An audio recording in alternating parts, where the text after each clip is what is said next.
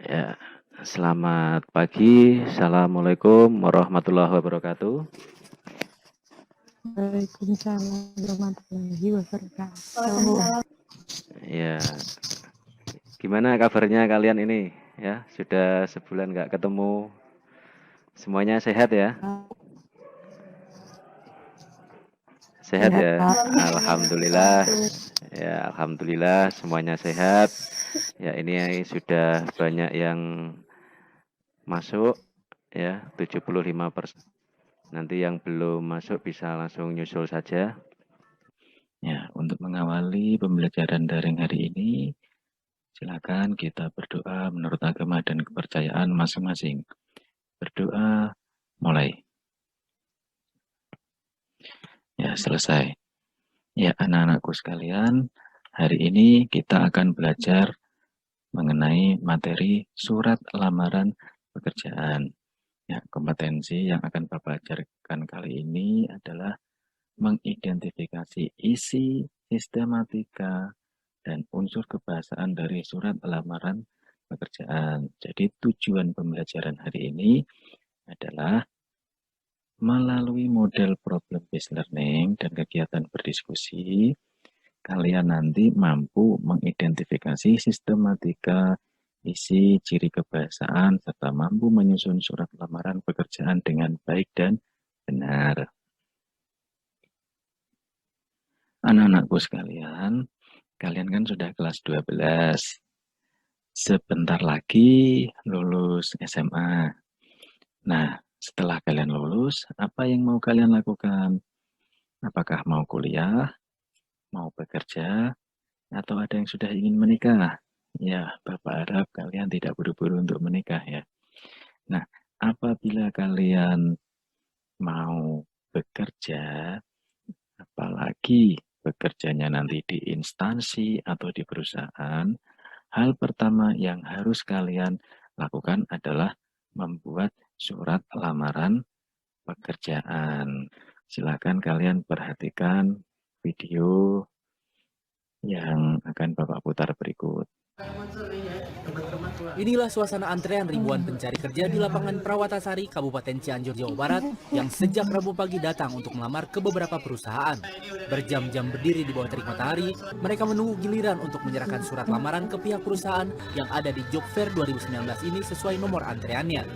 Nah, video tadi isinya menggambarkan bahwa begitu banyak orang, entah lulusan SMA ataupun SMK ataupun perguruan tinggi, yang berusaha untuk melamar pekerjaan. Nah, sekarang pertanyaannya tadi bagaimana struktur dan ciri kebahasaan surat lamaran pekerjaan? Ini Bapak sampaikan. Ya, surat lamaran pekerjaan termasuk surat pribadi atau surat resmi. Ya, benar sekali, termasuk surat pribadi yang bersifat resmi. Nah, kenapa kok dikatakan pribadi? Ya, pribadi karena surat ini yang membuat itu perorangan atau seseorang, sedangkan dikatakan bersifat resmi karena surat ini ditujukan ke perusahaan atau instansi, sehingga bahasa yang digunakan bahasa yang resmi. Jadi kesimpulannya, surat lamaran pekerjaan adalah surat yang dibuat seseorang yang ditujukan kepada perusahaan atau instansi yang isinya melamar pekerjaan. Nah, selanjutnya terkait unsur-unsur atau sistematika surat lamaran pekerjaan. Perhatikan ya. Yang pertama, tempat dan tanggal penulisan surat. Tempat tanggal penulisan surat, misalnya Pati 16 Januari 2020. Penulisannya, Pati diawali huruf kapital, 16 pakai angka, Januari nama bulan dalam kalender diawali huruf kapital, 2020 pakai angka. Tidak diakhiri tanda titik. Tahu alasannya? Ya, karena bukan merupakan kalimat, sehingga tidak diakhiri tanda titik. Yang kedua adalah hal dan lampiran. Hal dalam surat lamaran pekerjaan ditulis dengan kata melamar pekerjaan atau dengan kata permohonan bekerja. Aturan penulisannya semuanya diawali huruf kapital dan tidak diakhiri tanda titik karena bukan kalimat. Selanjutnya untuk lampiran, aturannya sama seperti penulisan hal. Kalian boleh menggunakan satuan bendel, juga boleh menggunakan satuan lembar. Selanjutnya unsur yang ketiga adalah alamat yang dituju. Nah, ini seringkali yang terjadi kesalahan itu ada pada penulisan kepada YTH titik. Ini contoh penulisan yang tidak efektif. Kenapa tidak efektif? Karena kepada YTH titik itu dua kata yang punya maksud yang sama. Jadi gunakan salah satu saja. Misalnya, kepada Direktur Rumah Sakit Keluarga Sehat di Jalan Panglima Sudirman nomor 5A, Pati. Atau yang terhormat Direktur Rumah Sakit Keluarga Sehat di Jalan Panglima Sudirman nomor 5A, Pati. Tanpa diikuti tanda titik, karena itu bukan kalimat. Selanjutnya unsur yang keempat adalah salam pembuka. Salam pembuka kalian bisa pakai salam keagamaan bila seagama. Tapi bila kalian tidak tahu yang kalian tuju itu agamanya sama atau tidak, lebih baik pakai salam yang umum saja. Salam dengan hormat koma. Ya, jadi salam pembuka kalian bisa tuliskan dengan kata dengan hormat koma. Selanjutnya paragraf pembuka. Paragraf pembuka ini isinya ya terkait dengan informasi lowongan pekerjaan. Contoh, berdasarkan iklan yang dimuat dalam harian Suara Merdeka 30 September 2020, perusahaan Bapak atau Ibu membutuhkan karyawan untuk bekerja sebagai staf administrasi. Nah, contoh tersebut berarti surat ini dasarnya dari iklan yang dimuat dalam Suara Merdeka. Ya. Nah, untuk penulisan Suara Merdeka dicetak miring, aturan sesuai PUEPI, ya, nama harian surat kabar dicetak miring. Selanjutnya yang keenam, paragraf isi. Yang harus ada dalam paragraf isi, 1. Identitas pelamar pekerjaan. Identitas itu apa saja? 1. Nama, umur, pendidikan, alamat, nomor telepon. Untuk nomor telepon ini sangat penting sekali. Ya, kalau zaman dulu kita memasukkan surat dibalas lewat surat, tapi untuk saat ini yang lebih efektif itu bila kalian nanti dipanggil itu bukan lewat surat tapi lewat nomor telepon. Paham ya? Ya. Selanjutnya yang kedua, pekerjaan yang dituju. Misalnya dengan ini bermaksud melamar sebagai staf administrasi. Dengan ini saya bermaksud melamar sebagai satpam. Nah, itu contoh pekerjaan yang dituju. Yang selanjutnya yang ketiga, kualifikasi pelamar. Kualifikasi pelamar ini terlihat dari lampiran-lampiran dalam surat lamaran pekerjaan. Misalnya fotokopi KTP, fotokopi ijazah, SKCK, daftar riwayat hidup, ataupun sertifikat pendukung yang lainnya. Selanjutnya yang ketujuh adalah paragraf penutup. Isi dari paragraf penutup meliputi harapan dan ucapan terima kasih. Contoh, untuk paragraf penutup, besar harapan saya untuk dapat diterima di perusahaan yang Bapak atau Ibu pimpin.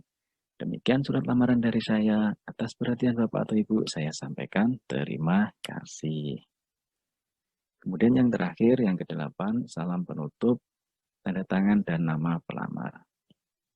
Kalau salam pembukanya tadi pakai kata dengan hormat, berarti salam penutupnya dengan kata hormat saya, koma, kemudian tuliskan nama, dibubuhkan tanda tangan. Selanjutnya, terkait dengan unsur kebahasaan dalam surat lamaran pekerjaan. Yang pertama adalah ketepatan pilihan kata. Ya, jadi penggunaan pilihan kata ini harus tepat. Misalnya saja, penggunaan kata sapaan, Bapak atau Ibu. Jangan menggunakan kata saudara atau Anda. Ya, jadi Bapak atau Ibu ini lebih pas, lebih sopan. Yang kedua, kebenaran dan keefektifan struktur kalimat. Jadi kalimat yang efektif.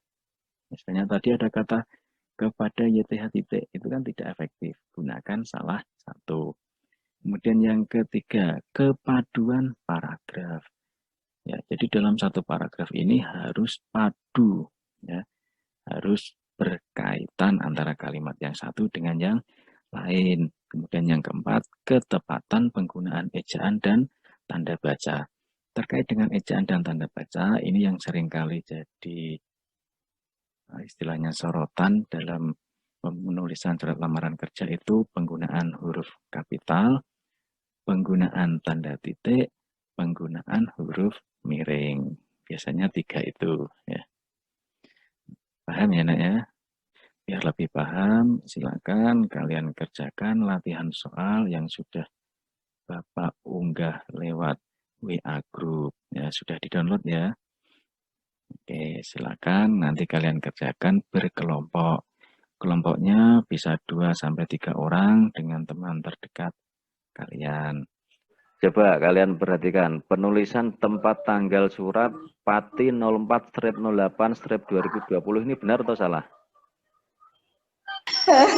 Salah. Yang benar apa? Hati, koma. Hati, koma. Hmm. 4 Hati, koma. 4 Agustus 4 Agustus 2020. Ada tanda titiknya tidak? Ada ya, tidak ada tanda titik. Nah, selanjutnya untuk tugas tadi silakan dikirim lewat WA grup kelas. Ya, nanti kita bahas, selanjutnya nanti kita berdiskusi dalam kelas. Semuanya paham ya?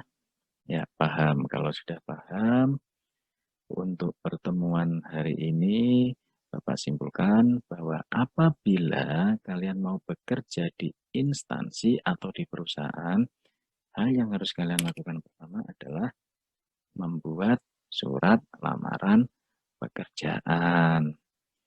Nah, kemudian untuk sistematikanya tadi ya harus urut sesuai formatnya. Kemudian bahasa yang digunakan juga harus tepat.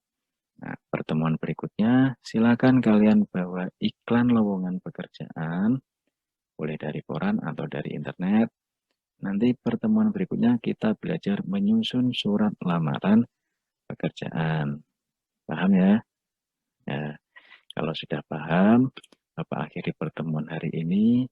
Kalian harus tetap semangat, semangat belajar, dan selalu jaga kesehatan. Ingat, orang yang mau belajar dan berusaha adalah orang yang akan menguasai masa depannya.